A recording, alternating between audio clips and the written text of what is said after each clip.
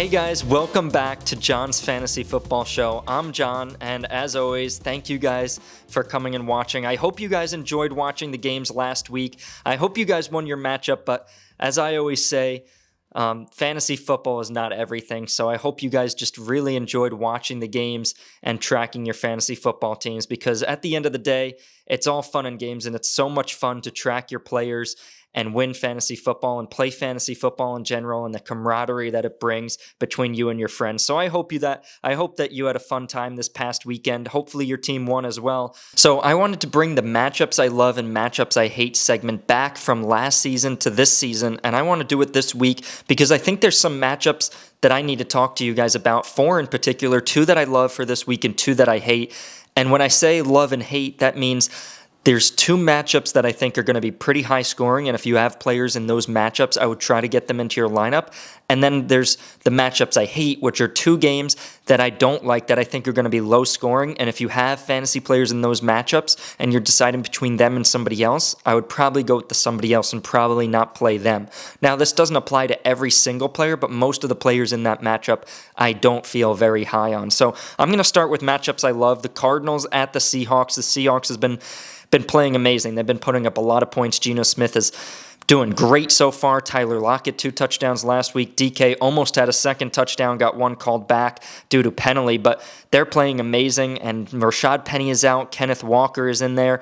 I think that offense is going to do pretty well, and then same thing for the Cardinals. I think Kyler Murray's going to have a good game, even though James Conner is out. Eno Benjamin, I think, is a good streaming option, and then Marquise Brown in the last game where Hopkins isn't going to be there, Brown should be targeted a lot, and Ertz should be targeted a lot as well. I think that's going to be a higher scoring game. So if you have players in that matchup, I would try to get them into your lineup. And then also the second game, the Bills at the Chiefs, like we saw last year in the playoffs. It ended 42-36. So I think it could be another high scoring game. Maybe not both teams above 30, but I think that could definitely happen. I'd be surprised if one of the teams didn't get to 30. So if you have players in those matchups, definitely fire them up and get them into your lineup. And then the two matchups that I hate, players that if you have them in these matchups, try to sit them if you can, is the Cowboys at the Eagles. I think that's a divisional game. I think it's going to be pretty low scoring.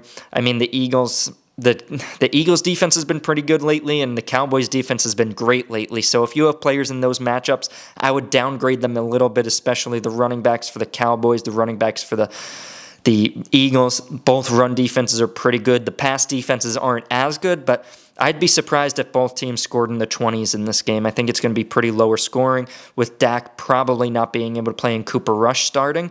The Cowboys defense is going to play well on the road. And then the second game is Jaguars at Colts. They did already play this season. I know it's already week 6, and these teams already did play this season. In week 2, the Jaguars won 24-0. I don't think it's going to be that big of a differential this time. I think the Colts are going to keep it closer. This one is in Indianapolis, and the Colts have had 10 days off to prepare for this. Jonathan Taylor, we still don't know if he's going to play, but I think this is going to be a low-scoring game. I think it's probably going to be maybe 17-13, 20-16, something like that. So if you have players in that matchup, I would try not to start them just because I think it's going to be lower scoring. Now, of course, that doesn't apply to every single player. So if you have questions on that, definitely leave a comment down below or message me over on the Patreon. And then my second segment I want to talk about now is what you should do with some of these players that you don't know what to do with. Maybe they just recently got injured. Maybe there's other players coming back from their team from suspension. Maybe they just resumed a starting role in their offense. What should you do? Should you start them? Should you trade for them? Should you trade them away? What should you do? So the first guy I'm going to talk about is Marquise Brown. I see a lot of other analysts out there saying, oh my gosh, if you have Marquise Brown, trade him away right now. This is your last chance to trade him away before DeAndre Hopkins comes back and takes all the targets away. And I'm going to disagree with that. I think Marquise Brown is a great option for the rest of the season. Now, yes, his target share will naturally go down. DeAndre Hopkins is back. But when you think about DeAndre Hopkins and his usage on this Cardinals team in the last couple of years, it's been more in the red zone.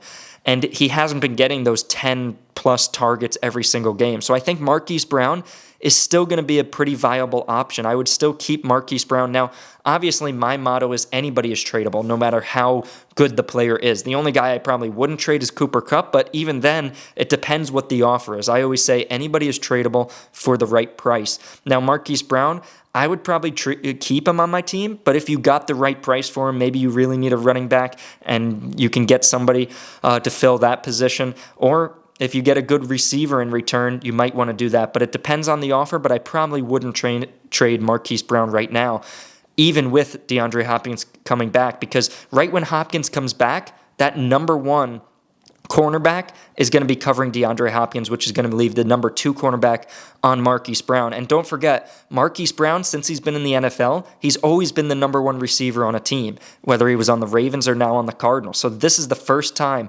next week is going to be the first time that he's not actually the number 1 on the team. It's Hopkins. That might actually benefit Brown with the easier matchup at cornerback. So I think things might open up. This team is going to be able to move the ball down the field more, and the defense might be looking at Hopkins more. So I would keep Marquise Brown for now. And another guy on that team is James Conner, just ruled out for this week.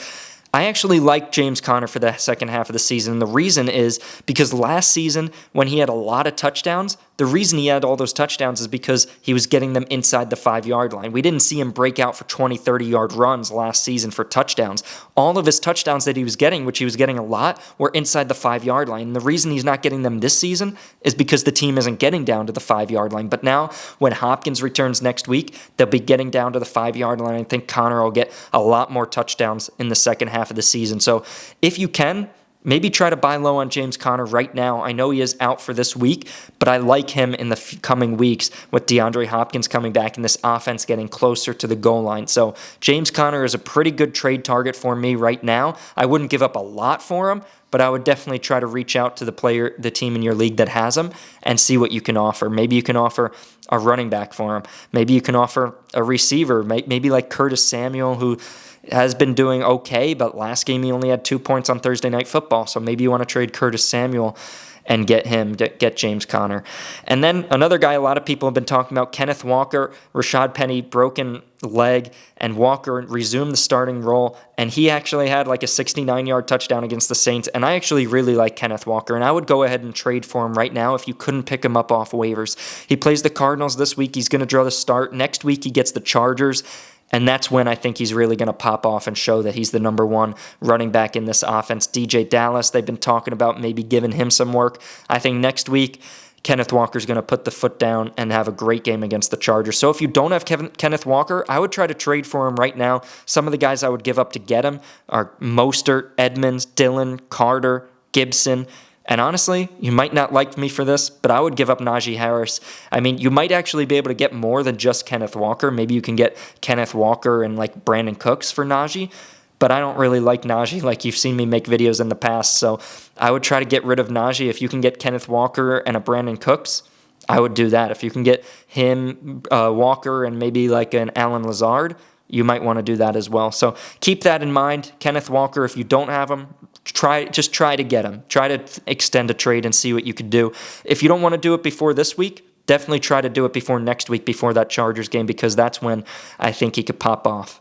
And then next thing I want to talk about is Keenan Allen and Justin Herbert. There's a pretty cool dynamic here, and it's actually a great opportunity for fantasy football and one that I'm taking advantage of in all of my leagues right now. If you guys have Justin Herbert on your fantasy team and you don't have Keenan Allen, you need to go and extend an offer to the team in your league that has Keenan Allen, because it's a perfect time to buy low on Keenan Allen. He's probably not going to play this week, but next week he might come back, maybe the week after. I know he's basically already missed half the season at that point, but if you can get Keenan Allen and you have Herbert, it's a perfect buy low opportunity. And the same goes the opposite way. If you have Keenan Allen and you've held him for this long, you might want to go and get Justin Herbert because he hasn't been amazing either yet, and you might be able to buy low on him. So those two guys, if you have one of them, go try to get the other right now because they're both great buy low opportunities. Herbert was the number 2 quarterback in fantasy football last year, and we haven't seen that this year, and the reason is because Keenan Allen isn't there. So the second half of the season when Allen is there, I think this offense is going to take a big leap, and that defense for the Chargers has been atrocious, so Herbert will continue to have to throw the ball. So I really like Herbert and Allen the second half of the season.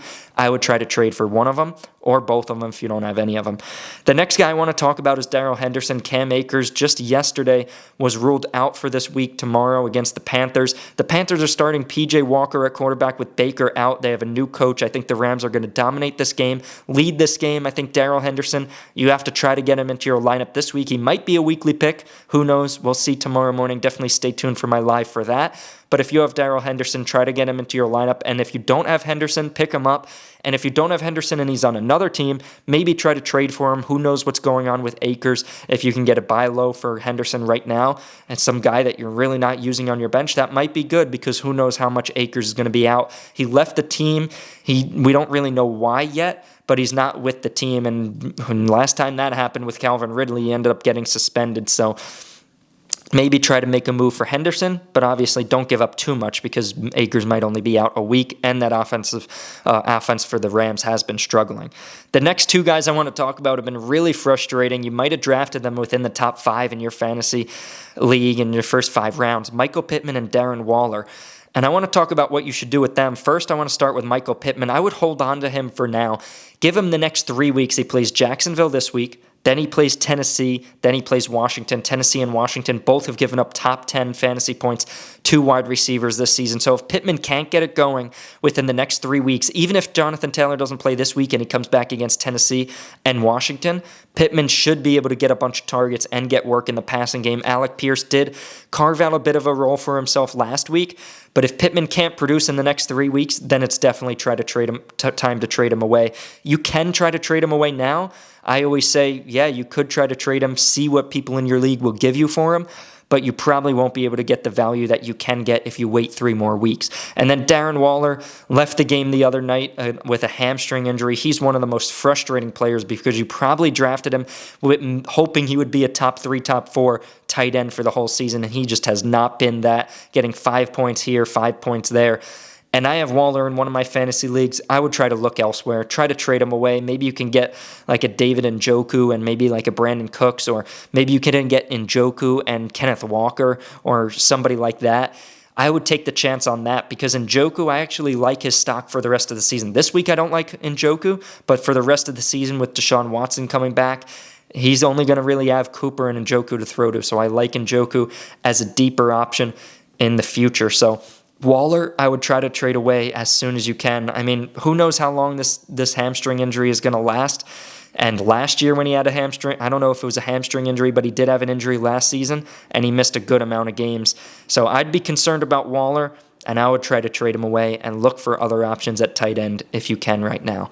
So that concludes this fantasy football podcast. Thank you guys for joining. What I do want to say is next week I am going to be doing a fan answered question segment. So basically the whole podcast, I'm going to be answering your guys' questions, but where I'm going to ask for those questions is in our Chalkboard. If you guys didn't hear on the live, I debuted that we have a Chalkboard. Chalkboard is a free app, and it's an app where we can connect with you guys, and you guys can get updates on Dorm Debate. So if we drop merch, if we release a podcast, anything that we want to give you advice on, if I give advice sometimes, if I post a waiver video on TikTok and I want to give you guys some more advice on who you should pick up, some other guys that you could pick up or who you could trade for, I post it in the Chalkboard. So it's a general community-based board for all of us to connect and for us to interact with you guys. And one thing that I'm super excited for, and we already used it this past week, is a live game chat where we could talk to you guys in a group chat throughout the game days. And I'm super excited for that. So if you guys do want to